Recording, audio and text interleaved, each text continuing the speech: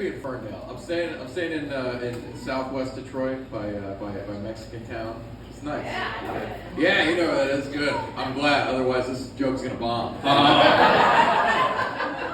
That'd be terrible. They're just like, no, we've never heard of it. No. Yeah, no. I drove. Yeah, it's just now you're recounting your times in Mexican Town. No, I actually live there. Oh, you live there? Yeah. Nice. Did you enjoy it? Yeah, actually, I had a wonderful time. That didn't sound convincing. Yeah. No, I'm staying there. I like it. I do. I drove here from there. It was great. It's a great drive. It was a great drive. I almost went to Canada like 7 times, but besides that, pretty good. You know, those signs for Canada, they are very alluring and seductive. You know, they've got that sexy red maple leaf on the side. You know, it's like bridge to Canada, and you're like, stop it. No. It's like tunnel to Canada, and you're like, no. It's like canoe to Canada, and you're like, come on, that can't be a real one. Don't do that. No, I feel like it's too easy. It's too easy to get there from here. It is. How many burned out parents in Southwest Detroit have been coming back from work? They see the bridge to Canada sign, like, screw it, I'm going. Today's the day. I'm doing it today. Because from afar, people always talk about Detroit. They talk about it years ago. Everybody leaving Detroit. They're like, oh, people leaving because the city sucks. I'm like, no, they just got off on the wrong exit. Couldn't get back to the country. That's what happened. They're all stuck in Windsor. That's the issue here. No, it's good being here from New York. I like it. You were from New York, right? I'm from New York. Nice. Where in New York? Small town called Nyack, New York. Oh, Nyack, in Rockland County? Rockland County. Okay, look at me with geographic knowledge that nobody else in the room cares about. Yeah. No, but Drew was right when he was talking about how people move to New York for like 2 months and then like immediately claim to be a New Yorker. That happens all the time. I have a friend who moved there from what was that? Klubersville, Indiana. What was it? Knobville. Knobville. I think you just changed it. No, I got a friend. She moved from like a small town in the Midwest like 6 months ago, and she's like, "Oh my God, I'm a New Yorker now." I did it. Which is wild to me, because I lived in Shanghai for 7 years, and I was never like, oh my God, I'm Chinese now. I did it. Because guys, there are ways you can become American. You can't become Chinese. All right? If you're not born that way, you're out of luck. Because like America, we're very idealistic. We're like, oh, it's all about the American spirit and the can-do attitude. China's like, it's genetics. Yeah. That's all it is. Because like, if someone said they were becoming American, you're like, oh, they're getting citizenship. Yeah. If someone says they're becoming Chinese,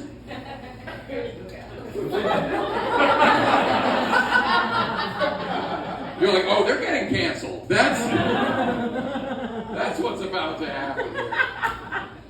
But yeah, as Drew said, I lived in China for 7 years. I moved back about a year ago. It's been a weird adjustment. The U.S. I left is different than the one I came back to. Yeah. What'd you say? Oh, sorry. I thought I was getting heckled. Someone was just watching kids. That was it. I'm like, how dare you? Oh, be a good person. That's no.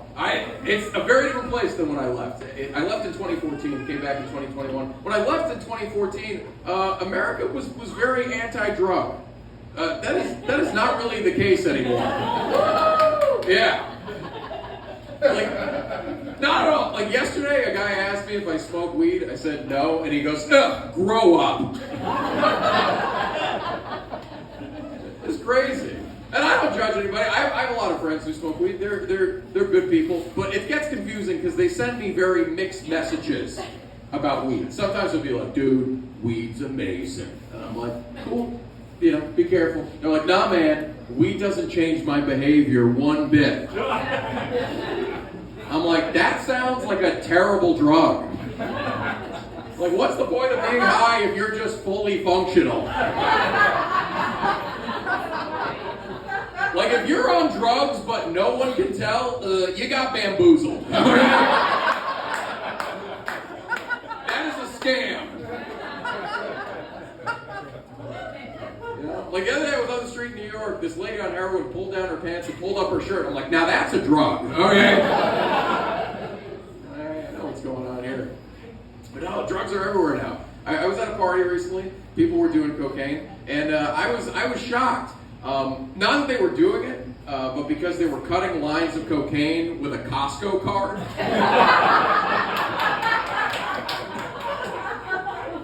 I was like, Costco? How much cocaine did you buy? We've all been to Costco, right? Aisle 1, beverages. Aisle 2, narcotics. It's a Colombian guy there. It's like, this is 100% pure Kirkland signature. Okay. It's the best stuff we got on the market. I actually have a younger sister. She is very into drugs. Yeah. Well, she calls it EDM music, but I'm not an idiot. I know what happens at those concerts. Yeah. Drew's the only person who knows what an EDM concert is. This room is too old for that joke. I'm just gonna say it right now. No, she's not. My little sister, she's not that into drugs. She's not. She just experimented more than I ever did, you know? Like, I don't know anything about that world. Like, she told me she was at college doing MDMA, and I thought it was a degree. I'm like, oh, a medical doctorate and a Master of Arts? In 4 years? You are smart! So whenever the subject of drugs comes up, she just treats me like a child, you know? Like, she doesn't want to be high around me, not because she's worried about getting in trouble, but because she's worried about ruining my innocence. Yeah. Like, one time I FaceTimed her, she was on Molly at a music festival. She started apologizing like a drunk housewife struggling to hold it together. She was like, Ben, I'm sorry you had to see me like this. I tried to shelter you, but I could only keep up the charade for so long. Things have been hard for me recently. Your father and I haven't been getting along. I'm like, we have the same father. This doesn't make any sense. But my sister's young. She's a Gen Zer. Anyone here have kids who are Gen Zers? Yeah. Okay. You just nodded very vigorously and sadly. You're like, unfortunately, I do. Yes. Yeah. Isn't it hard to communicate with them? They have their own lingo. No? Okay. Okay, I'm going to go with you because this is important to the premise of my doing. You said yes. Yes, it's true. They do have their own lingo. They talk differently than we do sometimes. So okay, thank you. Get support. This guy's not playing along at all. He's like, no, I perfectly understand my young kids. It's not funny at all. No, we have miscommunications because of the way she communicates. Like one time she was babysitting and she called me and I was like, hey, what's up? And instead of saying I'm babysitting, she goes, I'm with child. I'm like, what? She's like, yeah, it's not a big deal. I'm like, it kind of is.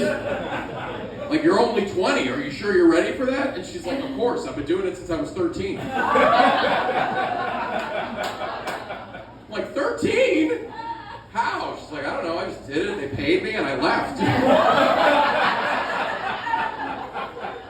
I'm like, you're getting paid for this? She's like, well, yeah, I wouldn't do it for free. I'm not an idiot. And I was like, oh my God, how many times have you been with child? And without missing a beat, she goes, dozens. I'm like, oh my God, this is terrible. And then I'm like, well, originally you didn't want to be with child this many times, right? And she's like, of course not. I'm like, well, then how do you deal with it? And she's like, having a plan B. I'm like, oh no. Oh, this is worse than I thought. No. Young people are tough sometimes, but older people, they have their issues too sometimes. I recently went to my grandma had her 90th birthday party recently. Thank you. And I was sitting across the table from one of my grandma's friends, and at one point she just stared at me and went, you know when someone just breathes creepy? Okay. She goes, ugh. I like watching a growing boy eat. And I was like, I'm 32. I haven't grown in a positive way in well over a decade. I don't know what you're talking about. Yeah, old ladies can be creepy sometimes. I was in... Did you get that fly?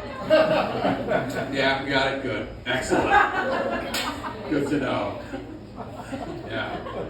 No, I was in New York. I was in New York the other day, and this older lady walked into a pizza shop, and she looked at the guy behind the counter, and she goes, "Oh, are you Mexican?" And he was like, "Yeah." Then she looks at him again and goes, "Oh, are you Jewish?" I'm like, "Hey, lady, quit while you're ahead." Like, what are the odds your racist instincts are going to be right twice in a row? Also, how many Mexican Jews do you know? It's a pizza place in New York, not a synagogue in Cancun. Nice. The mosquito still bothering you? Well, I got one in lots of blood. Oh, you got. I got mosquito blood. Somebody else. He's like, oh, look at me, I got mosquito blood on my hands. Yeah. Nice. That's fun. Yeah. Do you need to go wipe it out? You seem bothered. Yeah, terrible. Yeah, okay. No, right. There we go. Give us a round of applause. Yeah, exactly. Get a beer.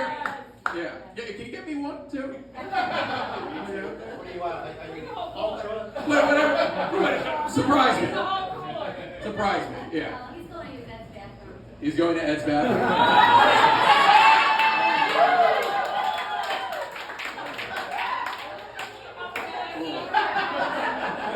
Little snitch over here.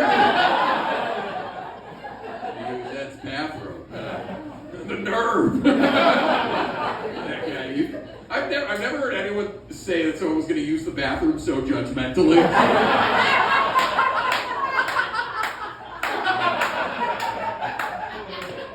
You know, he's going to the bathroom.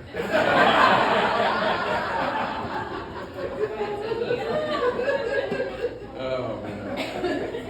This is fun, though. No, I like the people of all ages are cool. I love talking to old people, though. I do.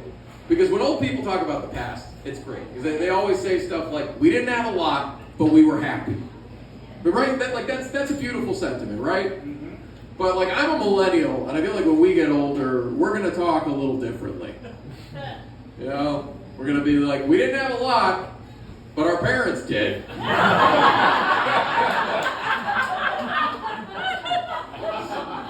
So we boothed off of them as long as we could.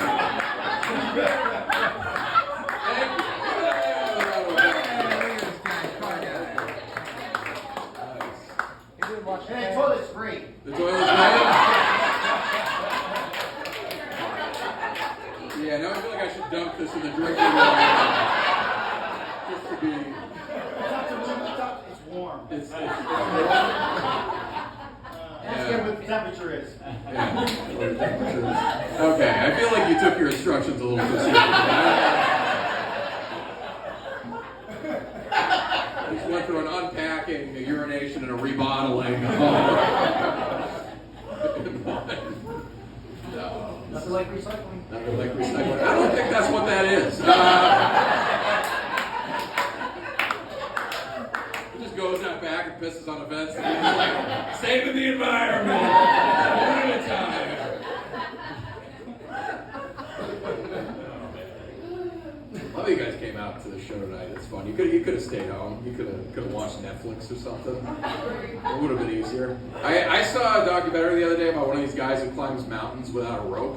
Yeah. Okay, yeah, you've seen it. Yeah. They interviewed his girlfriend at one point, and she's like, before I met him, he was really into drugs and had stopped climbing, but now he's doing so much better. And then the next shot was just him dangling off the edge of a cliff. And I was like, how's this better?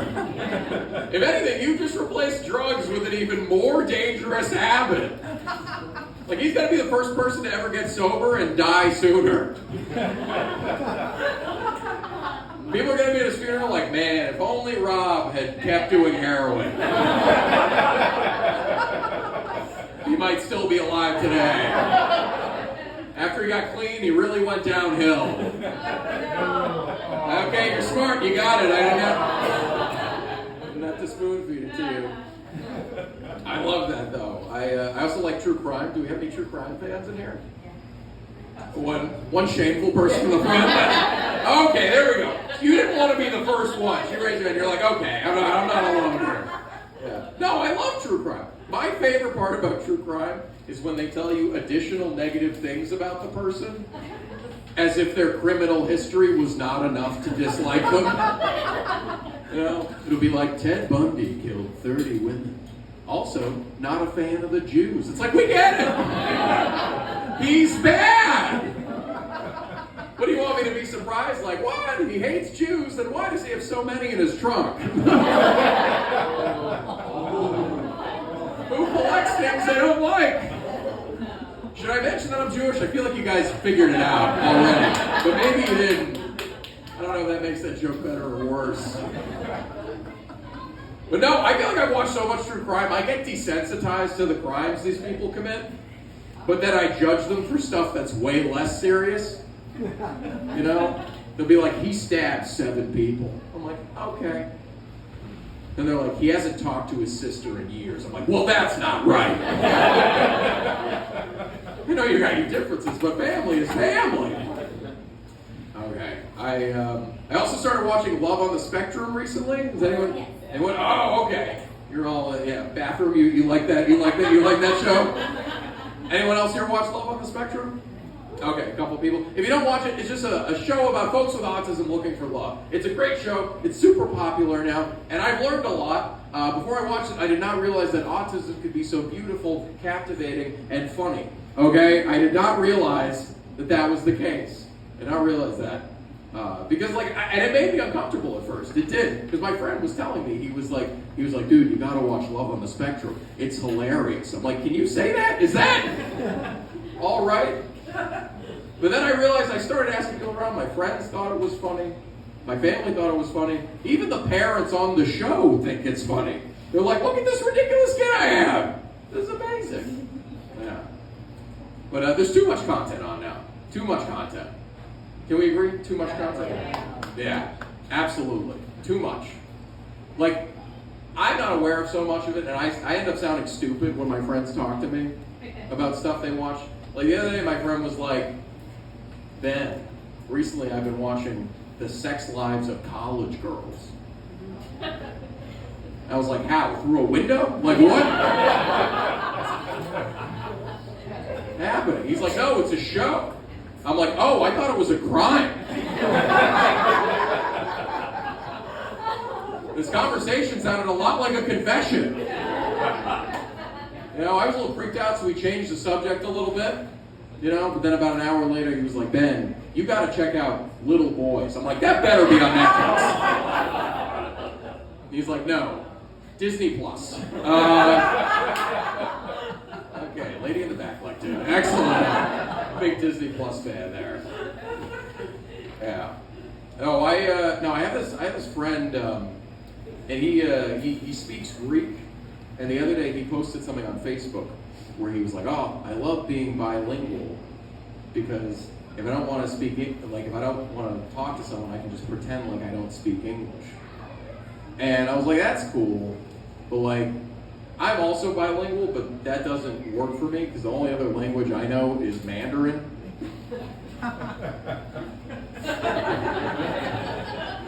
So like, people might believe that I speak Chinese, but no one's gonna believe that I only speak Chinese. That's gonna be a harder one to pull off. They're like, how do you only speak Chinese? I'm like, well, I was adopted. But the other way. Yeah, my parents didn't want a boy, so they sent me to a nice couple in Beijing.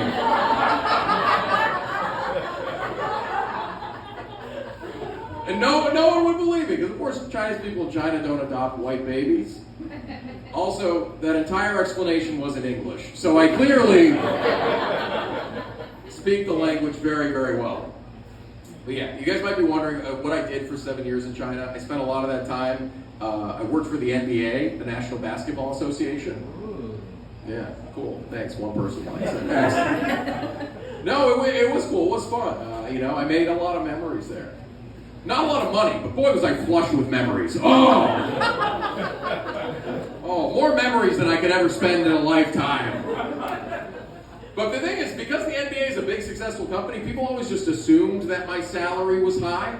They would give me one of those looks. They'd be like, Ben, you making that NBA money? I'm like, dude, I don't even make WNBA money. Okay. Are you guys watching? Because I feel like everyone gets tight at that joke, and I'm like, they're like, damn, like name a team, and they're like, damn. But everyone always had a cool reaction. They always reacted well when I told them I worked for the NBA. They were like, oh, NBA? That is so cool. I would do that for free. I'm like, don't tell them that. They'll pay me even less, okay? Because, every company brags about their financial performance until they have to pay you. Then they cry poor. Yes. Nice working people of Ferndale can all agree on that. No, because every year I'd be up for a new salary or whatever. My boss would give me a lowball offer and be like, sorry, Ben, that's the best we can do. We can't give you any more. I'm like, you gave LeBron $40 million. And he's like, you're not LeBron. I'm like, I'm not asking for $40 million. I'm asking for $40,000. He's like, that's too much. I'm like, too much? I'm not 1/1000th of LeBron? Because if we're talking size, I'm like at least half, Yeah. But I teach Chinese when I'm not a comedian. I teach Chinese. Yeah, I feel like you guys don't believe me. I get it. I'm a white guy, and most Chinese teachers are women. So, but we can do it too. We're qualified. We are. But some people, they will get impressed that I know Chinese. They'll be like, oh, speaking Chinese, such a rare skill. I'm like, how? China has 1.5 billion people. That's not rare at all. In fact, it might be the most common skill in the world. But I still get to teach it, Yeah, for once an American is stealing Chinese jobs, I'm doing it. But I realized since I started teaching, some people are way too optimistic about their ability to learn a language. Like I just knew an adult student, and before our first lesson, he goes, hey, I want to learn Chinese, but I don't need to become fluent. I'm like, don't worry, it's probably not going to happen. Like he was anxious about things being too easy. I feel like that's got to be a white guy thing, right? That has to be. Like, hey, what's your biggest fear? That stuff will just happen for me. I don't know. It's really weighing heavily on me. It's a big concern.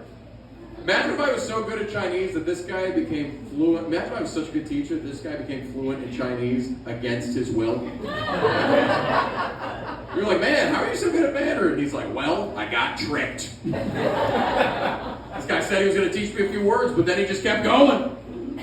I tried to say no, but I couldn't stop learning. He's interviewing for a job. They're like, do you know any other languages? And he's like, unfortunately, yes. Okay. Picked up some Chinese, but it was without my consent. Okay.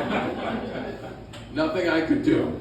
Yeah, it's good though. I'm single. I've been dating recently. Do we have any single people here, or is everyone married and have kids and settled down? Just two people. This is 2 people in the front row. That's it. Maybe this is something. No, you. Oh, okay. Again, it's like you guys had to be the brave people to raise your hand first, and then every single person comes out of the woodwork. No, I'm single. I went out on a date the other day with a girl who's 22. I'm 32. Cool, that was the proper reaction to that. Thank you guys.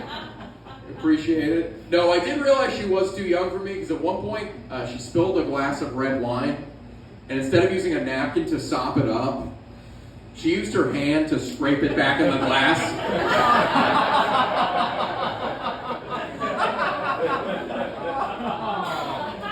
Yeah. Sometimes a girl does one thing and you're like, that's not a wife.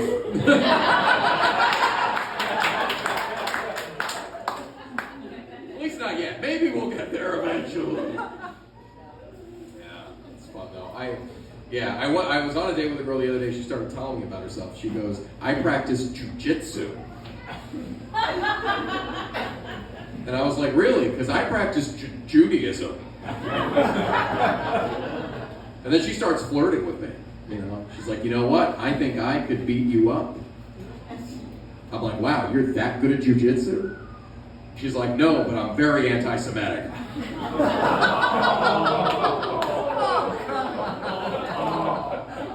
Okay, that did better than I thought. I'm not gonna lie. Like, you guys are a little bit touchy with that stuff, but you did pretty well with that. No. I am single now, but for a while I dated a girl who was a twin. Yeah. But she got mad that I found them both attractive.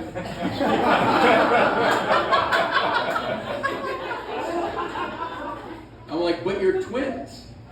If I'm attracted to you, I'm gonna be attracted to your brother. So,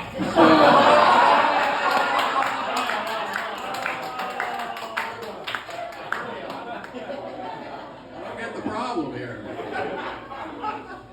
But you guys know this, like when you're single, your parents are always trying to match you up with people, right? All the time. They're always worried about you. My mom's the same way. She came to New York, she came to my show recently, and there was like an attractive female comedian on the show. And afterwards, my mom was like, oh, you should ask her out. And I was like, nah, Mom, like, we're both comics, we work together, it would be unprofessional. And she goes, well, do you want to be professional or do you want to be happy? And I was like, Mom, she's kind of dating one of my friends. And she goes, well, if he's a good friend, he'll understand. But yeah, my mom's great. She visited New York recently. Her health is not fantastic, so she like takes a lot of medications. And whenever she has to take a medication, like an alarm goes off. So alarms were going off like every 5 minutes when she was visiting me. It was like too much, and I was like, we need to pare down some of these alarms. Like I need to see if we can get by with fewer. So I looked at what these alarms were. Some of them were like take heart pill. One was like take liver pill. One said take Percocet. I'm like, Mom, Percocet's awesome. You shouldn't need a reminder for that. Okay, I've never met someone whose problem with narcotics was forgetting to take them. In fact, usually they remember a little too well. That's, you know. I remember seeing my grandma get a whiskey at 10 a.m. and I'm like, wow, what a great memory. Oh. Still sharp as a tack after all these years. But so my mom and I were heading out in the evening. It's around dusk. The sun is setting. We're in Brooklyn going to one of my shows. We're walking on the sidewalk. You know, it's getting dark. And my mom goes, Ben, I need to take a Percocet. I'm like, see? You didn't need the alarm. You remembered to take your Percocet like a good little girl, you know? You remember. It wasn't the optimal environment for it, but I was like, hey, my mom's in pain. Let's help her out. Let's take a Percocet. So she took out a Percocet and a bunch of other pills. She like really undersold this whole operation. I don't know, you guys have probably seen people take pills before. How do you take pills? You put them in your palm, you pop them in your mouth, right? You pop them. Not my mom. She licked them out of her hand. Like this. With the desperation of someone who hadn't eaten in a week. Okay? And I was like, oh, my mom's a drug addict. And not even a cool one. That was... Like, because no one should be hooked on opiates, but if you are, at least play the saxophone or something, you know? So let me reset the scene. My mom is housing an entire cartel of narcotics on the sidewalk, up against a post, underneath the subway tracks, in the dark, in the middle of Brooklyn. This is sketchy behavior, okay? It's like she's trying to stop gentrification all by herself. It's like, oh, you thought this was a good neighborhood? We still got strung out junkies walking the streets. And that's just the Jewish ladies. No, don't cross the street. That's Sadie Rabinowitz's corner. She'll mess you up even on Shabbat. She don't care. She'll get someone else to beat her up for you. Anyways, you guys have been so fun. Thank you very much.